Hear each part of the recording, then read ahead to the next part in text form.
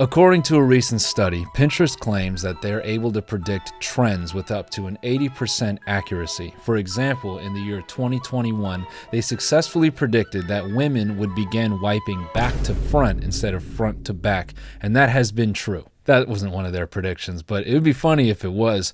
Look, every year we know that someone has a prediction about what trends are coming back. For example, look at these Forbes predictions right here. Expect to see more bras as shirts, or expect bras to disappear altogether. Yeah, they all got left on the stages for the Harry Styles concert shows. Yeah, they all got left on the... It's even worse the third time around. Yeah, because they all got left on stages at Harry Styles concerts.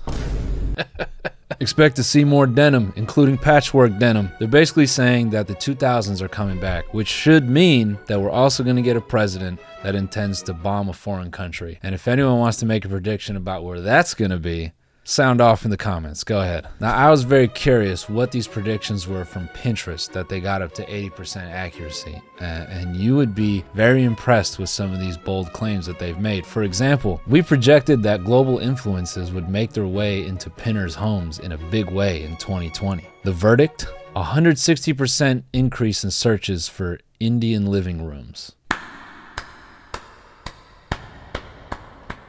I guess. This one's more impressive to me. They predicted right here, global pandemic that would leave many millennials without hobbies, so they'll resort to going outside and rediscovering that their towns feature several parks and hikes that they've never used before because they are hopelessly sucked into their phones. This is deep. All right, I'm picking on them. Let me show you guys a very bold prediction on their part. Look at this. We guessed that a push for eco-friendly habits would change how we live in 2020, from home decor to everyday choices. Let me show you what the verdict was on that. A 2 times increase in searches for solar light crafts.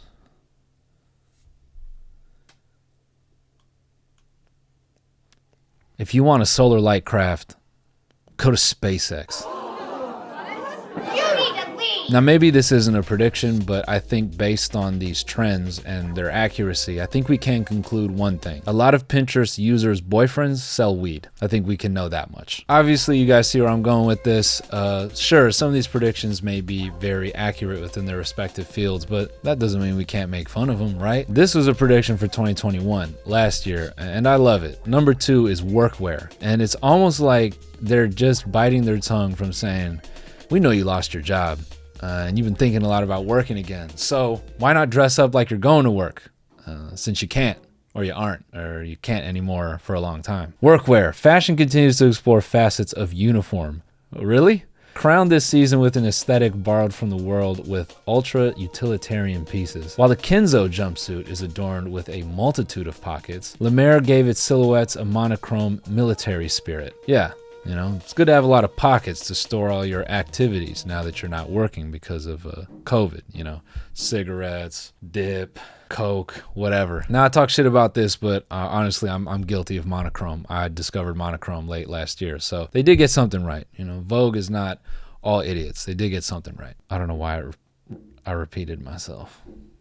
They did get something right. Okay, let's stop bullshitting and let's look at what some of these trends are for 2022. Let's start with Vogue since we're on the topic. How will men dress for spring and summer in 2022? Cutouts. This season, Nicolas de Felice unveiled his very first men's collection, and one of the fashion statements of the summer 2022 was indeed the cutout pieces. Other designers followed suit, such as the Rick Owens bodysuit and the deconstructed Marcel Y/project. I don't know if Rick Owens made this suit on the left or if that's Rick Owens, but if people are dressing like the lady from The Fifth Element to go to the beach, I think that's dope. Not that it needs my validation or approval to go with it, but I just might as well throw that out there. If this is what we're wearing to the beach, guys, this summer, I don't know if I'm wearing it, but I think it's cool. I like this middle one. I like the belly button access. That's nice. For all my guys out there that get the belly button dirt, no more. You can air it out, clean it on the go. This last one I'm gonna hate on because it just looks like the dude put on the shirt wrong. Like he just punched his head through the back at a sleepover. I'm being gentle here, but really, who the fuck is wearing this? Remember those plastic turtle nooses that soda cans used to, you know, come in when it was like 6 holes and people would throw them in the ocean and 6 turtles could get their heads through it and die simultaneously? That's what this shit looks like to me. Who the fuck is wearing that this summer? No one except like the top 5% coolest people in the world are going to be wearing this shit to the beach. Striking that out right there. Speaking of trends, you know it's a good trend? Taking care of your skin. And maybe now's a good time to thank the sponsor of this video, Roman and Rory. Whether it's dullness, redness, fine lines, breakouts, it can be hard to find the right treatment. So now there's a smarter, simpler solution for skincare. Roman and Rory have a very specific way of going about things. Roman has the guys covered. Rory takes care of the ladies, and they want to make it as convenient as possible to get customized prescription skincare. You can just grab your phone or your computer, and you can take a free online consultation, and you'll hear from a doctor within 24 hours. And if it's appropriate, a US licensed physician will prescribe a custom treatment that arrives in just 2 days with free shipping. And right now they're doing an offer. If you use my link, you'll get your first skincare treatment for just $5. It's normally $75, but you get it for just $5. And if you're interested in that, you can click the link in the description. It's free to chat with the doctor, and if it's your first order, it's just $5. So if you're interested, click the link in the description at the end of the video. Remember, there are eligibility requirements and additional terms do apply. Oh, this next one is gonna, whoa. If you out there chilling in a red state, doing some dip, you hunt bears maybe for trophy or recreation, sit back, man. This one's gonna get you. Short or skirt? Oh, you're fucking pissed now. You're upset. You're fucking upset. Look at that. They're bringing that Irish fashion to men here. Sissy stuff. The skirt is no longer a women's only item. When Lowe and Phipps introduced the piece, Prada experimented with a design that's half short, half skirt with a 60s feel. I love how the skirt has been such a hot discussion. Wait, what? I like that it's a hot item. Nah, hold on. See, that's a double meaning now. They're fucking up my whole speech. I like how the issue of dudes wearing skirts has been so sensitive. Like humans for the better part of our existence weren't fighting in skirts or wearing skirts. In some degree, men were wearing dresses and skirts. Cavemen wore skirts, bro. That, if anything, skirts is where we started. Pants is where we landed. So you can't sit here and say that men gotta wear pants. Because we didn't start out wearing pants. We started out in skirt. Balls hanging. It's a little bit more masculine in my opinion. If you just let them air out in the target. I don't even feel like this is a unique or bold claim because you could say this literally any year after 1995, at least in America, and get clicks and get people upset. So Vogue, stop fucking feeding us these B-sides, man. Come out with something strong. Torso statement. Showing off your torso is now officially a fashion trend. Let it out, fellas. No matter what you look like. Never mind these three dudes in the examples. Rip this shit. Torso's a statement. Say that shit at work. When you walk in with no t-shirt, just say, hey. Torso statement. Hey, I'm not naked, man. This is a torso statement. It's cool to show off your torso now. I love how the next one after that is the office life, which is this dressing like going to work, and then psychedelic. Doesn't this literally hit just every category of fashion, like naked, semi-naked, fully clothed, clothed and loud? At that point, what are you really predicting? You're just kind of remixing all the stuff that we already wear. These lists are bullshit, man. See, this one's actually psycho to me and bold. Summer leather. Leather in the summer. Leather in the summer to me is reserved for people who smoke Marlboro Reds in Arizona and Las Vegas and parts of California, and they take pride in smoking at the hottest time of the year. And actually they look up the point where the sun will be the hottest and the highest in the sky to go out and smoke a cigarette. That's what I think of when I think of leather in the summer. And if people just do this casually, I'd be impressed. I'd be very impressed if that becomes a trend. Now, I bagged on Pinterest so hard that I gotta go into their 2022 predictions, and already I just can't resist being 10 years old. Pearl core. Just wait. Pearl necklace men. Good news for goth people. Not only has it never gone away, but it's still gonna be around. Look, there's a 90% increase in searches on Pinterest for goth business casual and goth cowboy. Here's one I think that is very important. Auto. Hotter wheels, all souped up. Your car is more than an escape vehicle. It's a whole mood, because you live in it. Because after you left college, you bought a van, and you had to figure out a way to survive.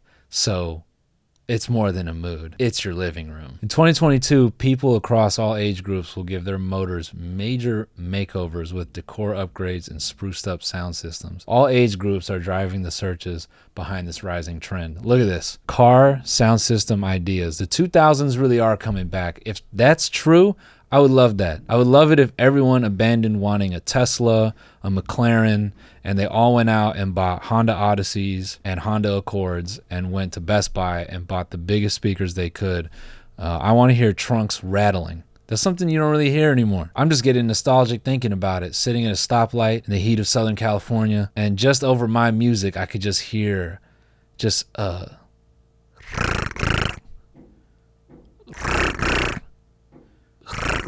and it's that silver Honda Civic with the Euro lights on the tail. And Buddy's hair is spiked up strong. And he's got a beaming pair of sunglasses, puka shell necklace, and he's just liquefying his eardrums. And you don't even know what he's listening to because the trunk rattle is louder than the actual music. That's my idealized version of this, but I know it's not coming back because after car decorating ideas, car curtains DIY, and car sound system ideas, there's boho car interior. And you just fucking know that all of these pins are van life people. Okay, now this I've never heard of, and I feel like I'm learning something. Hot horology.